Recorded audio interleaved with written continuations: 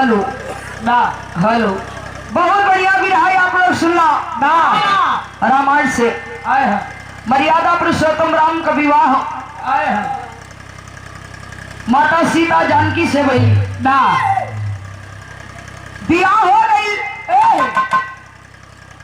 हर चीज संपन्न हो गई। ना जितना भी चीज मायके में होला आए हैं विवाह कहवर हर चीज संपन्न हो गई। और जब माता सीता अपने ससुराल में आई ना राजा दशरथ कहलन कि हम अपने पतोहू के कुछ देवल चाहते हैं ना लेकिन आज हमार बहू जवन कुछ मांगी उहे देई। ना कली बाकी हमें कोनो चीज की आवश्यकता तो नहीं थे आए हैं लेकिन यदि ससुर जी आप कहते बानी ना तो हई है ठमुंदरी आए हैं हई है ठमुंदरी ना ली ना यही के जोड़ा लगा के दी। आए हैं का सवेरे दे देवा ना हाँ लोहार है अपन आए देवे कोनो लोहा लग कर ना माँ जानकी अपने ससुर से कहती है इससे ज्यादा कुछ नहीं चाहिए ना यही मुंदरी का हमें जोड़ा लगा के आप दीजिए। आए हैं उधर से रहे बाबा धीरे धीरे समय गुजरल। ना राजा दशरथ सोचवन आए मर्यादा पुरुषोत्तम राम ना हमार बेटा राम सबसे बड़ा हुआ आए हैं काहे न उन्हें राज सिंहासन दे दिया जाए। ऐलान करते हैं ना कल राम का राज अभिषेक होगा। आए हैं आई ए बतिया सुनत जानकी ना माँ जानकी और लक्ष्मण पूरा परिवार खुश बा। आए हैं लेकिन जवन मंथरा रोली ना पहुंच गई रानी कैकेयी के पास। आए हैं रानी कैकेयी के पास पहुंच गई अजाय के इतना भरलीन इतना लोग कहलीन ना कि आज उस समय आ गई बजा के अपन वरदान मांगला ना जब राजा दशरथ पे तुहार वरदान बाकी बा आए हैं मांग लेली हमारे बेटा के हमारे बेटा भरत के राजगद्दी चाहिए ना राम का 14 वर्ष के वनवास चाहिए। 14 वर्ष के वनवास हो गई मर्यादा पुरुषोत्तम राम के। ना माँ जानकी कली यदि मेरे स्वामी के वनवास हुई तो हम भी इस महल में ना रहे। ना जानकी भी संग हो गई और यहाँ तक कि लक्ष्मण भी संग हो गई। आए हैं 14 वर्ष के वनवास में रावण सीता के हर के ले गई। लंका का विनाश करके सीता के लेकर जब अयोध्या नगरी में उड़न ना जब अयोध्या नगरी में आते हैं अयोध्या नगरी में मर्यादा पुरुषोत्तम के आगमन पर इतना दीप जलाया गया ना इतना दीप जलाया गया कि उसी समय उसी डेट पे हम लोग दीपावली मनाते हैं। ना हर साल दीपावली मनाया जाता है। आए हैं उसी समय से दीपावली की शुरुआत होती है। ना 2-4 दिन गुजरल मर्यादा पुरुषोत्तम राम को राज तिलक भई ना राजा बन गईलन। आए हैं जब राजा बन गईलन कहल जाला कुछ लोगन के जुबान को खुशी होला कुछ लोगन के दिल को खुशी होला। ना जुबान को खुशी आए हैं दिल को खुशी तो लोग जयकारा लगावत हुआ ना जब जुबान को खुशी हो का चाहे जो भी हो आए हैं लेकिन स्कूल में एक लमराई के सामान है। कुल में मर्यादा पुरुषोत्तम राम का कोनो औकात नहीं थे। ना अच्छे लाल जी बघवारा मुलायम 51 रुपए का पुरस्कार बहुत बहुत प्रणाम सब लोगों का बहुत बहुत प्रणाम। आए हैं एक दिन वही अयोध्या का नगरी के धोबी ताना मरले पे मर्यादा पुरुषोत्तम राम सीता का त्याग कर देगा। उधर से मर्यादा पुरुषोत्तम राम का विवाह भई आए हैं लेकिन इधर से कहानी तनी आगे से बा। ना आओ मास्टर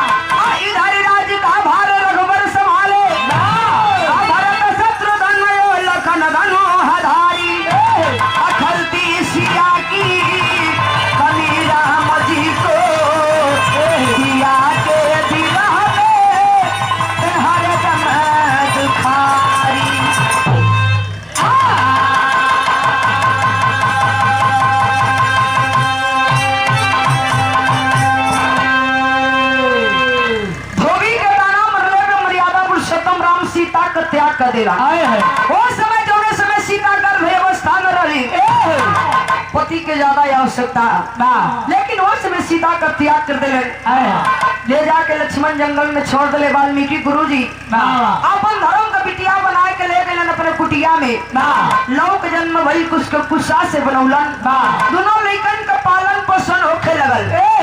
कहल जाला चाहे लोग के तनो दिखावा करे ना लेकिन अपन परिवार ही होला। आए है मर्यादा पुरुषोत्तम राम एकदम व्याकुल हुआ। आए है न तो दिन में सुकून बा न तो रात में नींद बा। ना सोचत हुए एक लाइन कवि जी कव्वाली के भाव में इशारा करत हुआ कि हमरे प्रयागराज वाली है। आए है हमारे प्रयागराज वाली एकदम खाटी जौने के दादा राम कैलाश जी गावत रहले। ना कैसे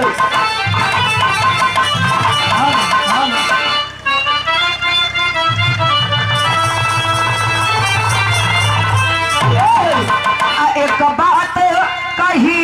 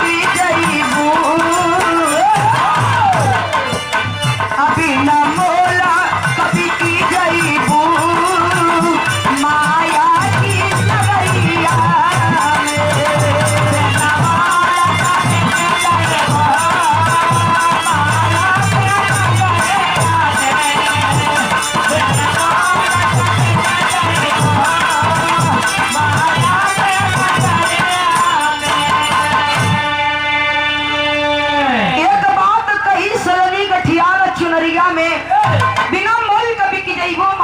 नगरिया में। ये माया की नगरी है। कहने को तो यहाँ हमारे सब है, मानो तो हमारा कोई नहीं है। क्योंकि मुट्ठी बांधे आए जगत में हाथ पसारे जाओगे, ना ही कुछ साथ लेकर आए ना ही कुछ साथ लेकर जाओगे। जो तरह की दुनिया में हुआ कितना बढ़िया मकान बनवाए रे, कितना मेहनत करके कमाए के बैंक बैलेंस कर दे जाए लगभग तो कुछ लेके जी बात जवन कुछ बनोले और यही धरती पे छूट जाई ना। लेकिन ऐसे सुंदर कवि जी भाव में लिखत हवन कैसे आए हैं।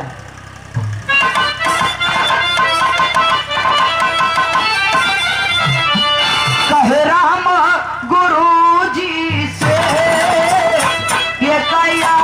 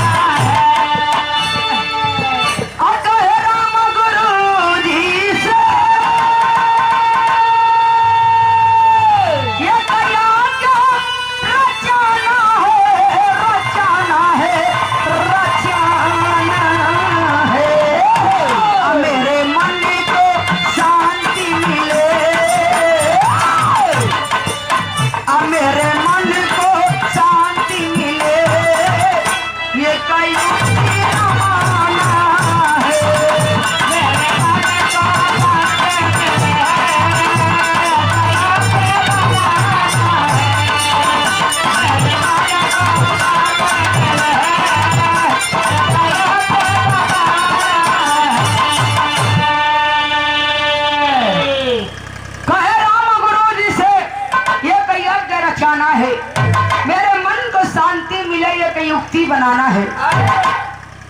मर्यादा पुरुषोत्तम राम व्याकुल होके जाके कुल के गुरु वशिष्ठ मुनि के पास बैठल हुआ। कमाल आप रिंकू यादव बघवारा की धरती से 51 रुपए का पुरस्कार, बहुत बहुत प्रणाम। यही से कहानी की शुरुआत हो गई मास्टर।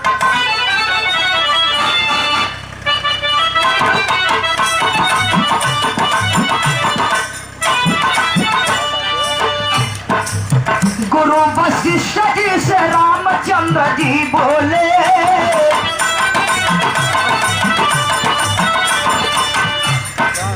यज्ञ करने का नाथ आज मेरा मंडोले।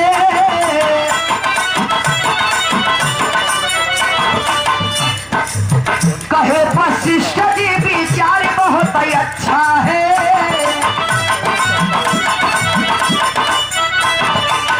आहुति पाक देवता भी करे रक्षा है।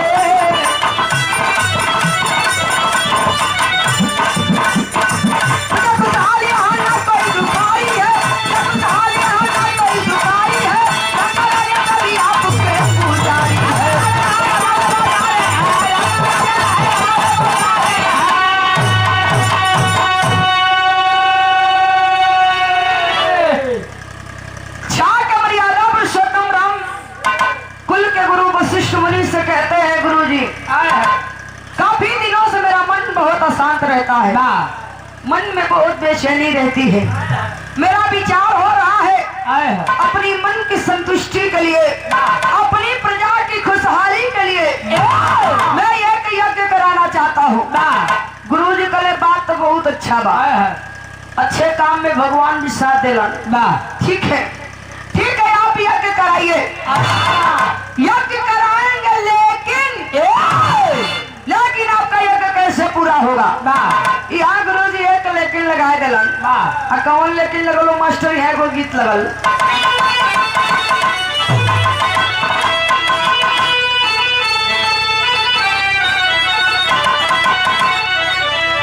कोनो दुल्हन अपने मर्द से कहे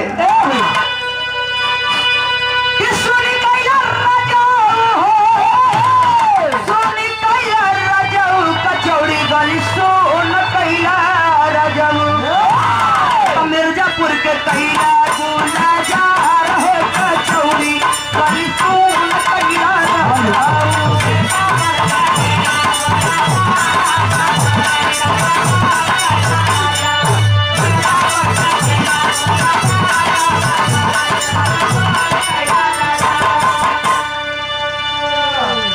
लेकिन गुरु जी कौन लेकिन लगौला नहीं बतावत हुआ।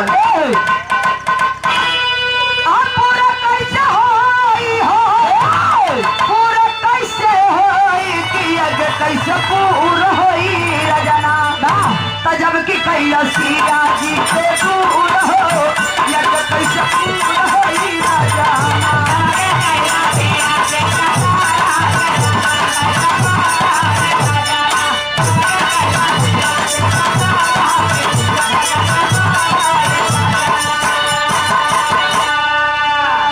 अग्नि परीक्षा लेके असिया के लिए सिया जी के साथ है कितना समय तू बिताऊंगा।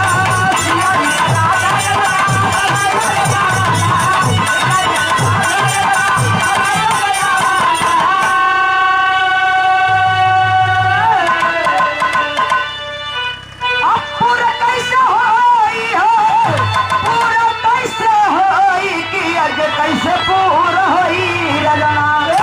तब पाए कहाँ सिया में कसूर हो, यज्ञ कैसे पूरा होई रजना।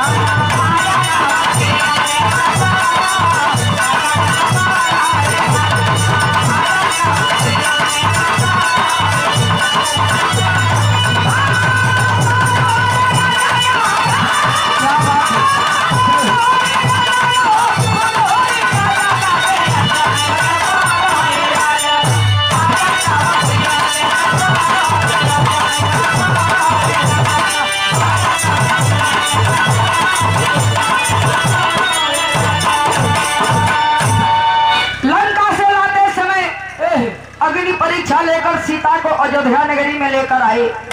इतना भी समय बिताने के पश्चात ऐसी कौन सी गलती सीता से हुई, कौन सा गुनाह पाके सीता का ही त्याग कर दिए।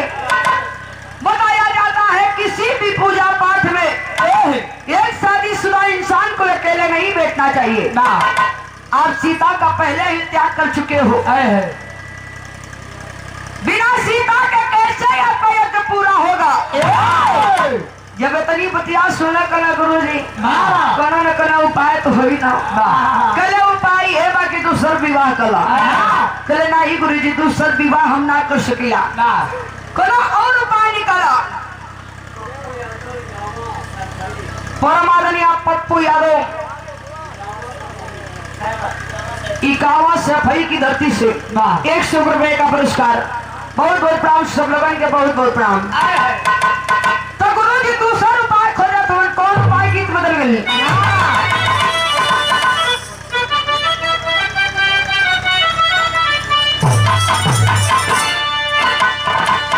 हो हमारा प्रयागराज वाला है कोनो दुल्हन कहे विराट सम्राट लहरी गुरु जी का मत रहा कैसे रतिया होले गरमिया ना डोले पवाना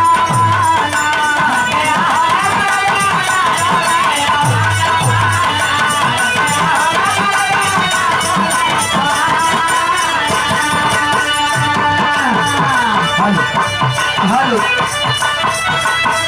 लेकिन गुरु जी उपाय लगावत होवन प्रतिमा सिया का बनवायो दंपति रचना माना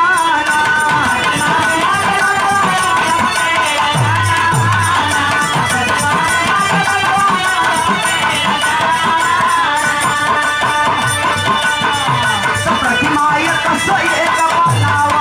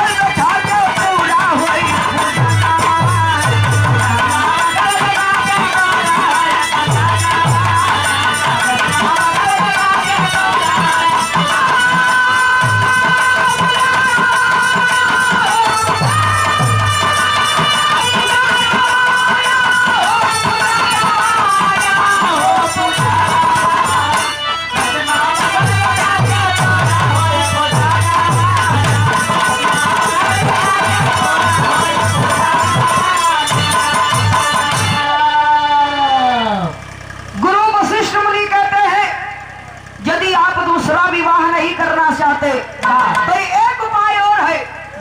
आप सीता की प्रतिमा बनवाइए। सबसे पहले 101 प्रतिमा बनवा लीजिए। यज्ञ चालू हो जाएगा, प्रतिमा बनती रहेगी। मर्यादा पुरुषोत्तम राम कारीगरों को ऑर्डर देके बुला लिए। सीता जी की प्रतिमा बनना तैयार हुई। जब की यज्ञ शुरू भाई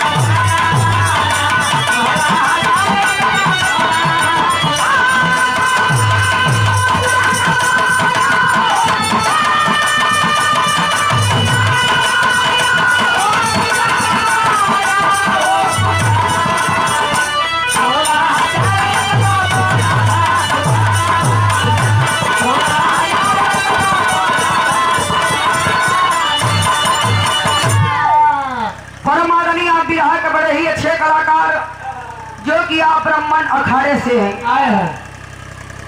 सुभाष चंद्र यादव ग्राम सभा ओइना की धरती से 51 रुपए का पुरस्कार मिला के बहुत बहुत प्रणाम सब लोगों के, बहुत बहुत प्रणाम। इधर 101 प्रतिमा बन तैयार हुई। यज्ञ चालू हो गया। पर नियम से सभी कारीगर मर्यादा पुरुषोत्तम राम के बगल सीता की प्रतिमा बना के बैठा था। इसी तरीके से यज्ञ पूरा हुआ 16,100 दिन। 16,100 दिन यज्ञ हुआ और 16,100 सीता की प्रतिमा बनी। यज्ञ पूर्ण होने के पश्चात मर्यादा पुरुषोत्तम राम सीता की सभी प्रतिमा को एक कक्ष में रखवाते हैं। अच्छा रहे यादव सम्मान से गुरु जी की विदाई करने के लिए गीत बदल मास्टर।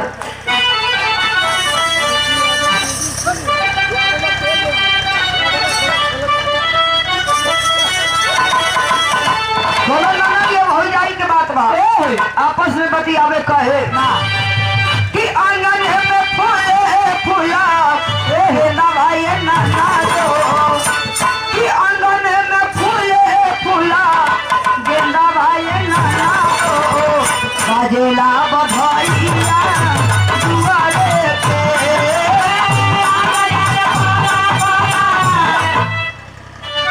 नदी भौजैया दोनों एक समाउरिया नदी भौजैया दोनों एक समाउरिया दुनहुन का पीछा पड़ा सिया हो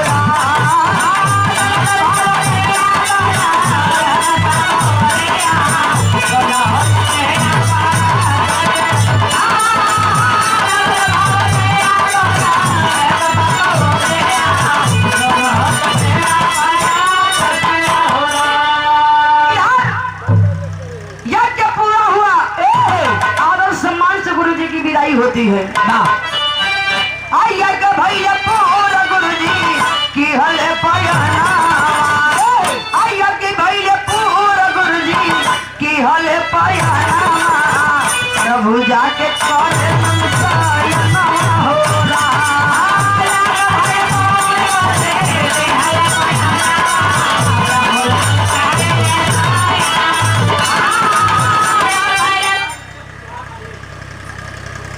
अनिल जी खुरहन की धरती से 51 रुपए का पुरस्कार बहुत बहुत प्रणाम सब लोगों का बहुत बहुत प्रणाम।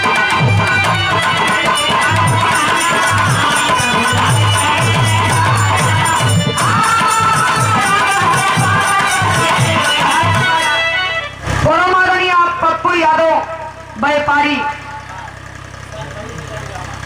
से भई जिला इटावा से 100 रुपए का पुरस्कार ना कहना बाकी अखिलेश भैया के वो गाना गा दी आए हैं अब फिर अवश्य समाप्त होके दी ना बहुत बहुत प्रणाम सब लोगों का बहुत बहुत प्रणाम। गुरु जी कभी आई भाई गुरु जी अपने कुटिया में भी लगा मर्यादा पुरुषोत्तम राम जाके अपने कक्ष में लेते हैं पर नींद नहीं आती है व्याकुल हो जाते हैं व्याकुल होकर अपने कक्ष से निकलते हैं आगे बढ़ते हैं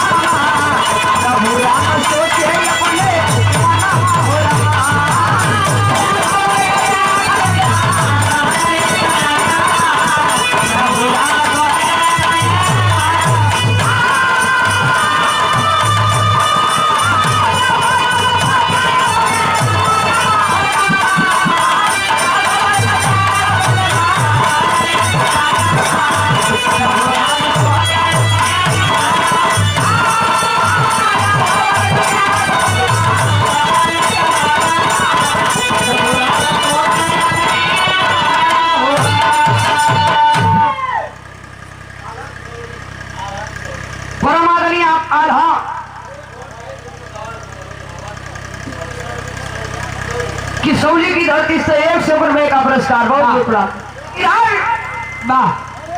मर्यादा पुरुषोत्तम राम अपने कक्ष से निकल के उसी कक्ष में जाते हैं जिस कक्ष में सीता की प्रतिमा रखी गई है आए हैं बारी बारी से देख रहे हैं देखते ही देखते सभी प्रतिमा में जान आ जाती है सभी प्रतिमा से औरत का रूप धारण बना लेती है मर्यादा पुरुषोत्तम राम एकदम व्याकुल होकर देखो तो अरे बाप रे बाप कुछ उस समझ में नहीं किया आए हैं तेरी के भाव में कहना बा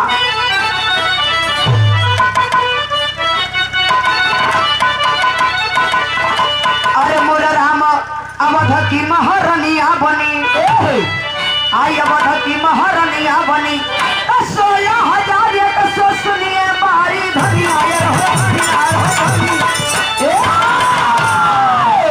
16,000 एक सौ सुनिए बारी धनिया अवध की महारानिया बनी। सभी औरतों में जान आ जाती है, प्रतिमा से औरत का रूप धारण बना लेती है। मर्यादा पुरुषोत्तम राम एकदम व्याकुल है। अरविंद मोहम्मदपुर की धरती से 100 रुपए का पुरस्कार। बहुत बहुत प्रणाम, सब लोगों का बहुत बहुत प्रणाम। मर्यादा पुरुषोत्तम राम एकदम व्याकुल हो। सब प्रतिमा हाथ पकड़ के वो अपने तरफ खींचे तो वो अपने तरफ खींचे। प्रभु इतना दिन तो दूरी बर्दाश्त हो गए, कहूँ पल तो दूरी बर्दाश्त नहीं हो ना। हमन का बारी बारी से आपकी इच्छा पूरी करे को हुई।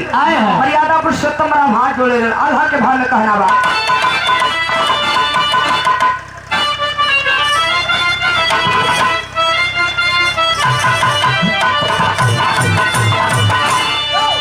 कहे राम केहू के नाही आई इच्छा पूरा भई भैया।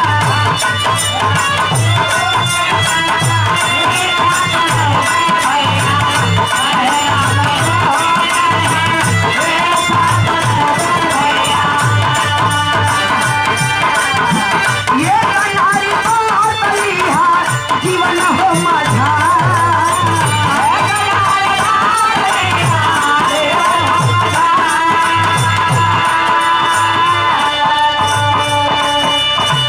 टूटे न प्रतिज्ञा सभा असोली लागू जरिया भैया।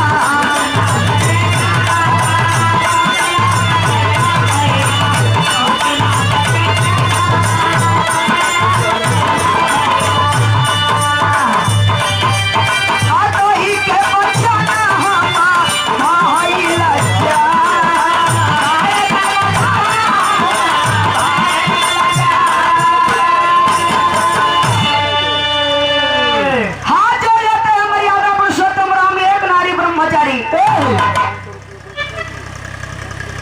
आप लोगों की इच्छा पूरी नहीं कर सकता, लेकिन वादा जरूर करता हूँ। जवन आप लोगों की इच्छा भाई इच्छा हम जरूर पूरी करें, लेकिन इस समय ना अब पूरी करी है। आखिरी प्रमाण में बतावल गई।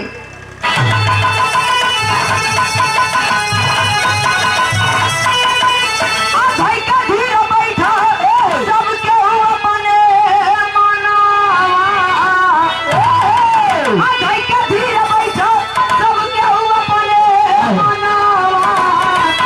द्वापर युग में पुरई भाई सब कयारा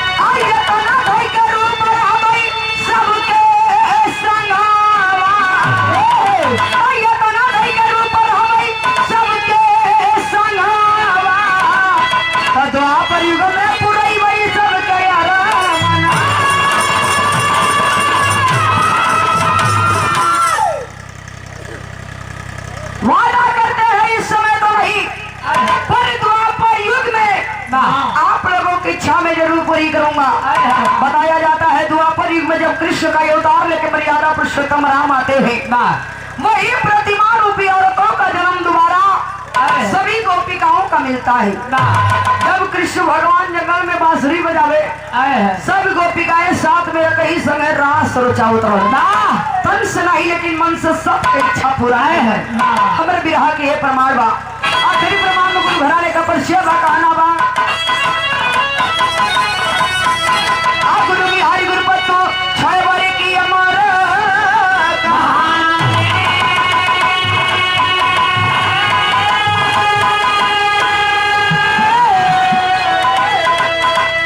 स्वर्ग गए कभी सुख न मंजी वेद पुराण को छानी।